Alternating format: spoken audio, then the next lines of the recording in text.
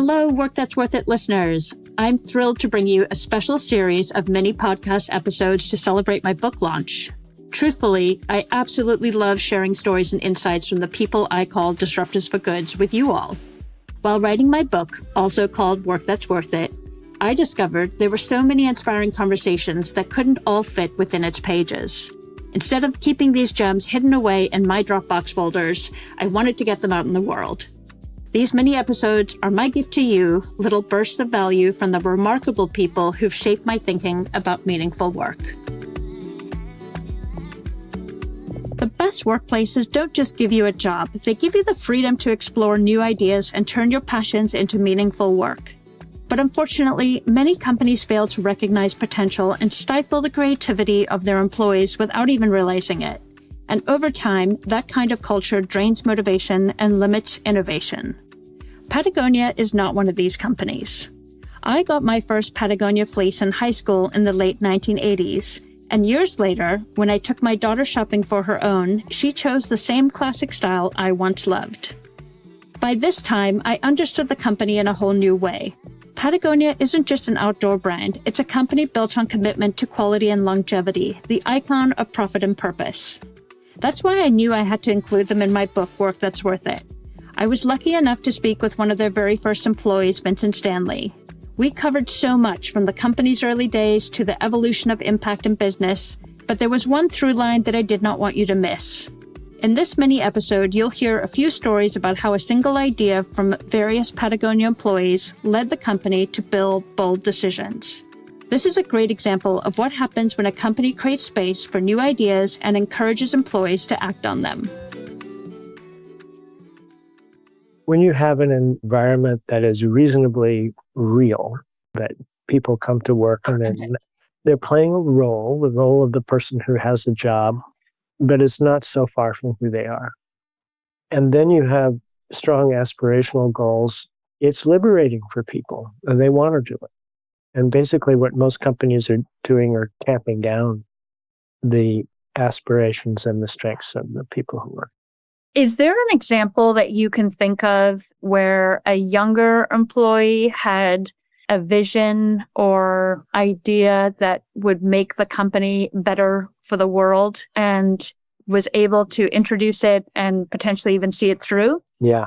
I mean, kind of hundreds of them.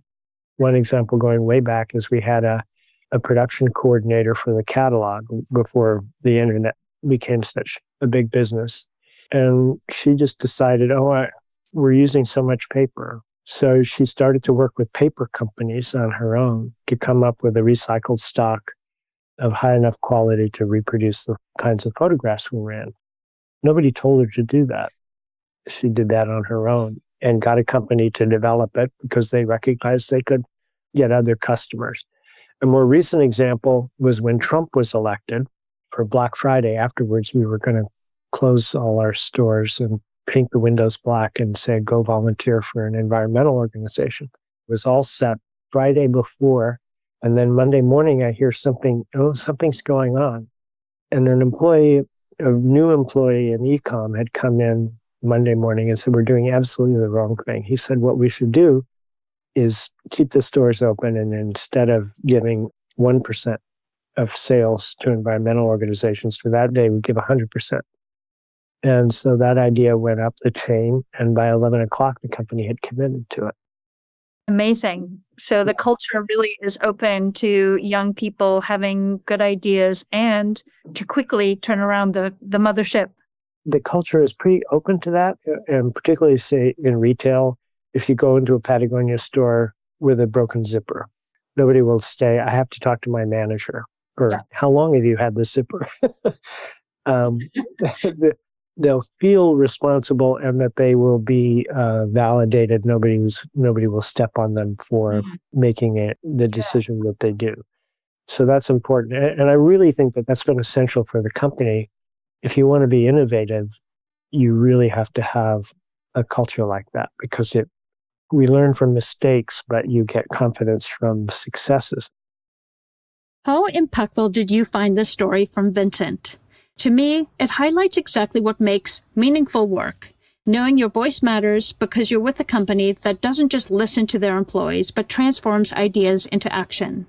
This was just one of the standout moments from my conversation with Vincent, and I hope it inspired you to use your own voice and look for opportunities where you're not just doing a job, but you're making a difference. Thanks for taking time to listen to this mini episode. If you found this valuable, I have a special offer for my podcast listeners. You can get access to the first chapters of my book completely free. I share details in the show notes, so definitely check it out, and you can get started reading today. Or, ready to dive into the full journey?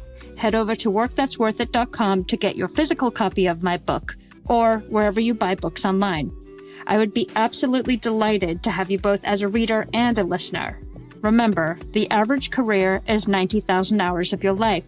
That's too significant to spend on work that doesn't fulfill you or add value into your life. Thank you for being here and making space to discover what's worth it for you.